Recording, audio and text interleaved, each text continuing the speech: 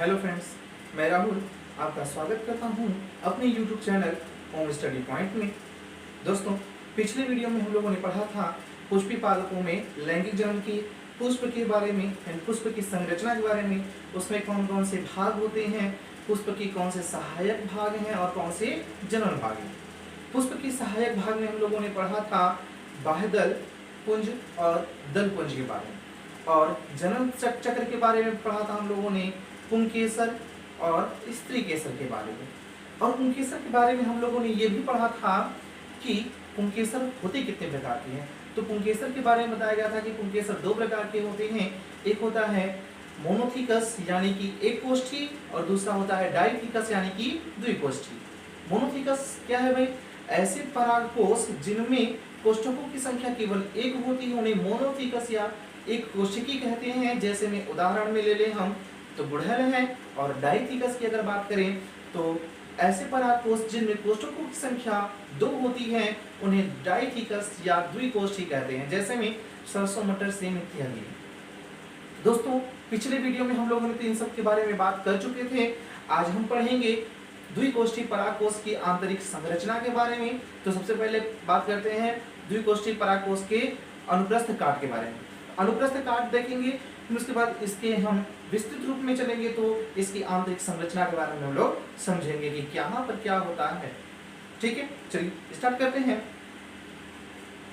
दोस्तों, ये है द्विकोष्ठी परागकोश की अनुप्रस्थ काट। ये जो परागकोश दिख रहा है ये हमारा द्विकोष्ठी है। द्विकोष्ठी का मतलब होता है क्या है भाई? ऐसे परागकोश जिनमें कोष्ठकों की संख्या दो हो।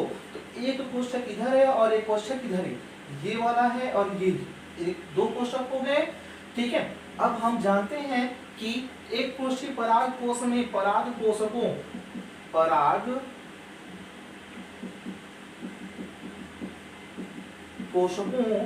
की संख्या की बात करें, द्विकोष्ठी परागकोश में परागकोशकों की संख्या की बात करें तो वो होते हैं 4। ये है 1, 2, 3 और 4। अब परागकोशक होते क्या हैं? हम इसे लघु बीजाणुधानी भी कहते हैं, जिसमें लघु बीजाणु यानी कि परागकणों का निर्माण होता है। अब जैसे ही निर्माण होगा, अब निर्माण की प्रक्रिया भी हम लोग पढ़ेंगे अभी आगे चल करके, लेकिन सबसे पहले पढ़ लेते हैं ये जो परागकोश को हम लोग इसका अनुप्रस्थ काट काटे हैं, इसकी एक विस्तृत संरचना के बारे में हम लोग पढ़ लेते हैं। विस्तृत संरचना का मतलब क्या है कि इस परागकोश में जो परागकोशकों की संख्या है और परागकोशक हैं या लघु बीजाणुधानी हैं, इसमें किसका निर्माण होता है और इनमें कौन कौन से भाग हैं और क्या क्या कहलाते हैं। तो चलिए देख लेते हैं। आगे फिगर बनाया गया है, ड्रॉ किया गया है परागकोश की आंतरिक संरचना के बारे में। अब आंतरिक संरचना हम लोग देखें तो क्या है भाई? परागकोश की सबसे जो बाहरी परत होती है उसे हम एपिडर्मिस कहते हैं, उसे एपिडर्मिस कहते हैं। एपिडर्मिस के नीचे की जो परत होती है काफी मोटी होती है, जिसे हम एंडोथीसियम कहते हैं। जिसे क्या कहेंगे भाई? एंडोथीसियम कहते हैं। यह एंडोथीसियम दो परतों से मिलकर के बनी होती है। पहला है मिडिल लेयर और दूसरा है आपका एंडोडर्मिस।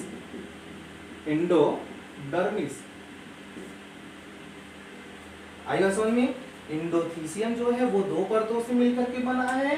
पहला है मिडिल लेयर और दूसरा है एंडोडर्मिस। अब बात करें यह एंडोथीसियम है क्या भाई? यह एक ऐसी मोटी परत होती है जिसमें हाइग्रोस्कोपिक बैंड पाए जाते हैं। ऐसी मोटी पट्टी जिसमें हाइग्रोस्कोपिक बैंड पाए जाते हैं। अभी हालांकि इसके बारे में अभी आगे चर्चा करेंगे, लेकिन एंडोथीसियम के नीचे बात करें। एंडोथीसियम के नीचे भी कोशिकाएं भरी होती हैं जिन्हें हम टेपिटम कहते हैं। एंडोथीसियम के नीचे भी कोशिकाएं भरी होती हैं जिन्हें क्या कहते हैं? टेपिटम कहते हैं। यह टेपिटम करता क्या है भाई? परागधानी, यानी ये जो संरचना दिख रही है गोल, चार गोल संरचनाएं, इसे हम कहते हैं परागधानी। तो परागधानी में बन रहे पराग कणों को पोषण देने का कार्य करती है। कौन देने का कार्य करेगा भाई? टेपिटम। टेपिटम क्या है भाई? ऐसी संरचना यानी कि परागकोश में एंडोथीसियम के नीचे की उपस्थित वह कोशिकीय संरचना जो परागधानी में बन रहे परागकणों को पोषण देने का कार्य करती है, टेपिटम कहलाती है।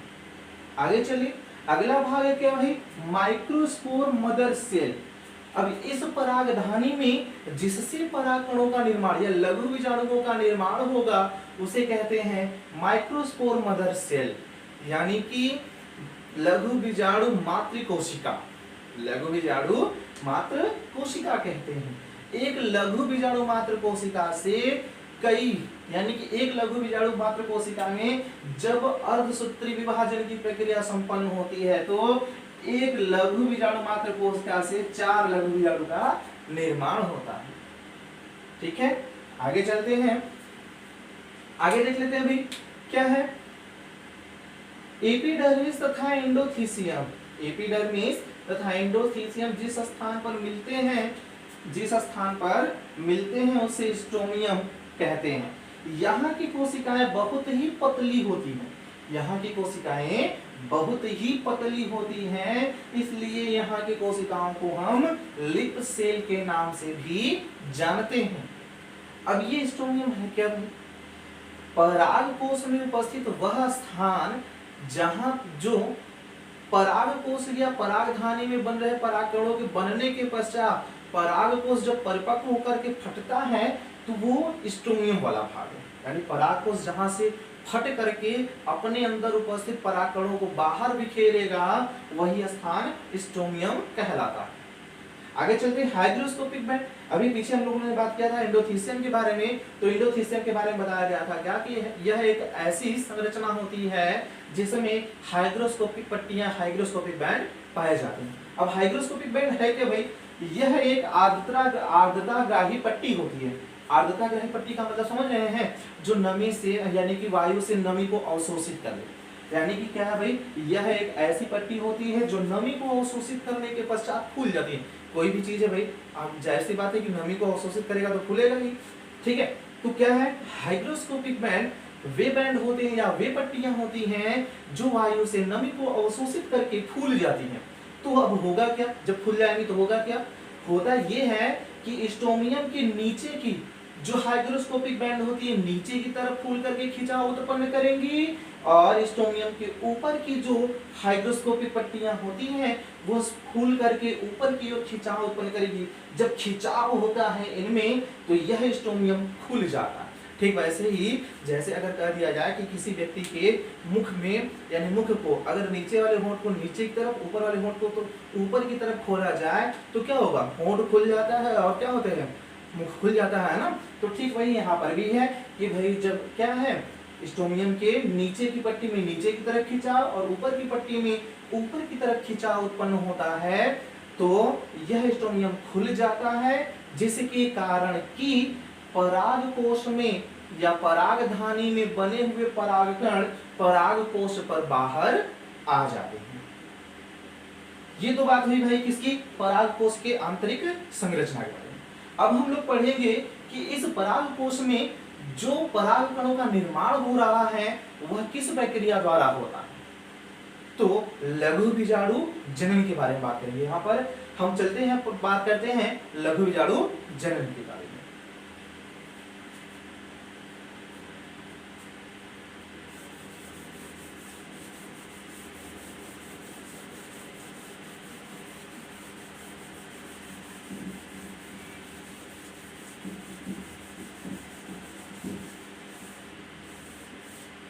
बात करते हैं भाई लघु बीजाणु जनन, जिसे हम अंग्रेजी में कहते हैं माइक्रोस्पोरोजेनेसिस। लघु बीजाणु जनन, या तो अंग्रेजी में इसे हम कह लें तो कहते हैं माइक्रोस्पोरोजेनेसिस।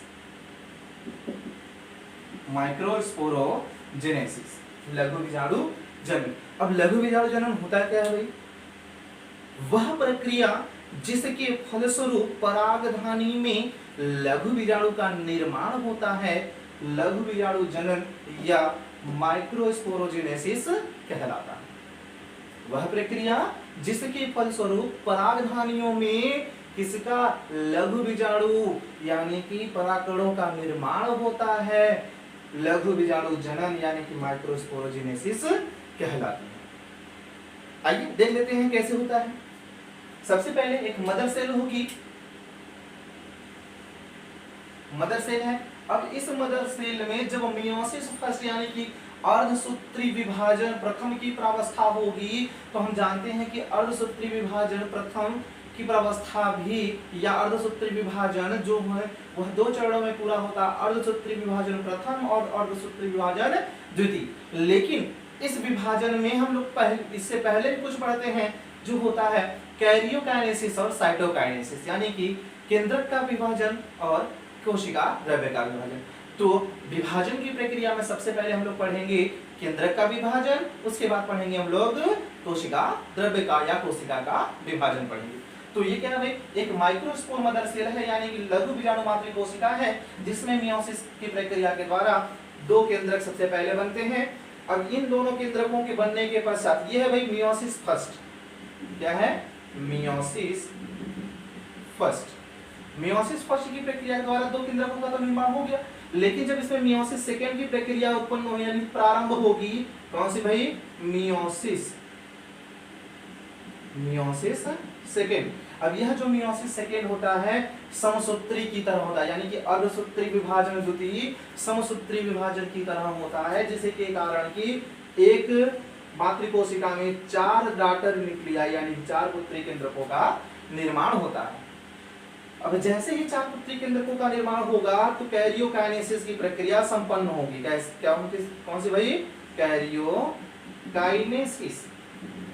कैरियोकाइनेसिस को हम कहते हैं केंद्रक विभाजन, यानी कि मियोसिस फर्स्ट और मियोसिस सेकेंड की प्रक्रिया के फलस्वरूप कैरियोकाइनेसिस की प्रक्रिया यानी कि केंद्रक का विभाजन संपन्न होगा। अब आगे बात करते हैं, जैसे ही केंद्रकों का निर्माण हो जाता है, विभाजन की प्रक्रिया में भी हम लोगों ने पढ़ा होगा कि भाई जैसे ही केंद्रकों का निर्माण हो जाता है यानी केंद्रक का विभाजन हो जाता है, तो केंद्रकों के चारों तरफ कोशिका द्रव्य आ जाते हैं और उसके साथ साथ कोशिका भित्ति भी बनना प्रारंभ हो जाती है। तो देख लेते हैं।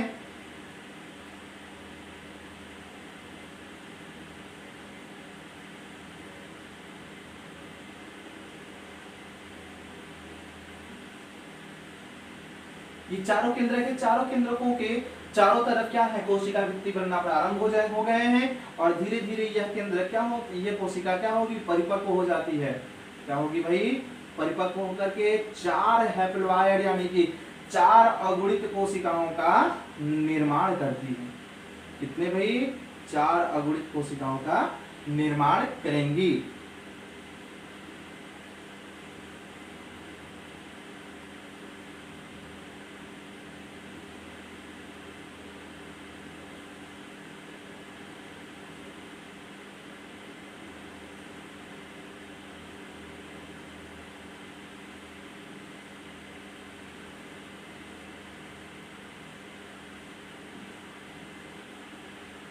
ये है भाई आपका पूरा का पूरा प्रक्रिया क्या है भाई साइटोकाइनेसिस। ये साइटोकाइनेसिस तो हो गया, लेकिन साइटोकाइनेसिस में हुआ क्या है सेल वॉल फॉर्मेशन यानी कि कोशिका भित्ति का निर्माण हुआ है, जिसके कारण 4 हैप्लॉइड सेल। अब इसे हैप्लॉइड सेल क्यों कह रहे हैं देख लीजिए। शॉर्ट समरी क्या है भाई, जैसे कोई कोशिका है द्विगुणित कोशिका है, जब इसमें अर्धसूत्री विभाजन की प्रक्रिया, अर्धसूत्री होता है क्या है विभाजन की वह प्रक्रिया जिससे बने कोशिकाओं में गुणसूत्र आधे हो जाते हैं। तो भाई एक कोशिका है ठीक है, जब इसमें अर्धसूत्री विभाजन होगा तो 2 केंद्रकों का निर्माण होगा पहले, तो 2 केंद्रकों का जब निर्माण होता है तो उनमें अर्धसूत्री यानी कि आधे आधे गुणसूत्र चले जाएंगे। तो क्या हुआ ये अगुणित कोशिका होगी। जब इनमें पुनः द्वितीय अर्धसूत्री विभाजन की प्रक्रिया होती है तो यह समसूत्री, सम मतलब समान, सूत्री मतलब गुणसूत्र, यानी कि इन दोनों गुणसूत्रों में यानी इन दोनों केंद्रकों में जितने गुणसूत्र हैं उतने ही गुणसूत्र इनसे बनने वाली कोशिकाओं में या केंद्रकों में होंगे। अर्थात जो 4 केंद्रक बनेंगे उनमें भी गुणसूत्रों की संख्या समान होगी यानी हैप्लॉइड होते हैं। तो जिसके फलस्वरूप यानी कि इस प्रक्रिया, कौन सी प्रक्रिया लघु बीजाणु जनन की प्रक्रिया के फलस्वरूप लास्ट में जो 4 कोशिकाएं बनती हैं वो सभी कोशिकाएं कैसी होती है, हैप्लॉइड सेल होती है, यानी कि अगुणित होती है। आई बात समझ में? फिर से पढ़ लेते हैं एक बार लघु बीजाणु जनन। अब लघु बीजाणु जनन है क्या भाई? वह प्रक्रिया जिसके फलस्वरूप परागधानी में